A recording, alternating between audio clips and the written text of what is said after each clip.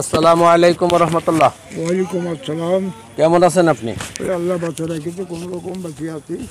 আপনার নাম? মোহাম্মদ আইয়ুব হোসেন। মুক্তিযোদ্ধা জনাব আইয়ুব হোসেন।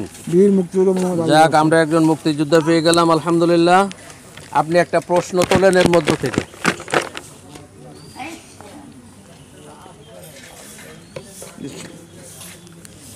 আমি পড়তে পারবো না।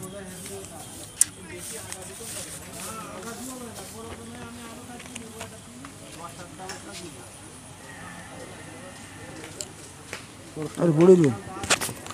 আপনার প্রশ্ন হচ্ছে, রাসূল সাল্লাল্লাহু আলাইহি ওয়াসাল্লাম কোন শহরে জন্মগ্রহণ করেছিলেন? ও শহরটা আমি ভুলে গেছি, আপনার ওই জানতাম কিন্তু ভুলে গেছি, আমার হাদিসই আছে। রাসূল সাল্লাল্লাহু আলাইহি ওয়াসাল্লাম কোন শহরে জন্মগ্রহণ করেছিলেন? কোন শহরে? আমার বইতে আছে কিন্তু ভুলে গেছি আমি হাদিস পড়িতে বাংলায় ব্যাখ্যা করা আছে, আপনি হাদিসটা দেখবেন। অপশন দেব? আল্লাহ নবী সাল্লাল্লাহু আলাইহি সাল্লাম আরব বিশ্বে যেখানে জন্মেছিলেন তার আশেপাশের শহরগুলো আছে মক্কা, মদিনা, এটা তো সঠিক আছে। নাজরান। কোন শহরে জন্মেছিলেন? শহরের নির্ধারিত নাম আছে, কিন্তু এটা আমি ভুলে গেছি।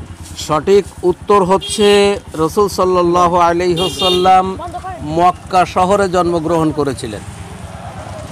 মক্কা শহরে কুরাইশ বংশে জন্মগ্রহণ আমি তো করেছিলেন। কুরাইশ নামটা আপনার প্রকাশ করেছি।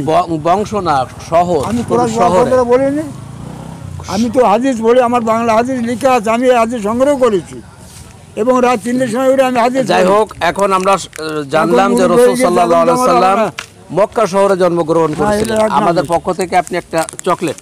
আমি তখন টাকা দিতে পারবো না, টাকা লাগবে না, সান্ত্বনা পুরস্কার। আপনি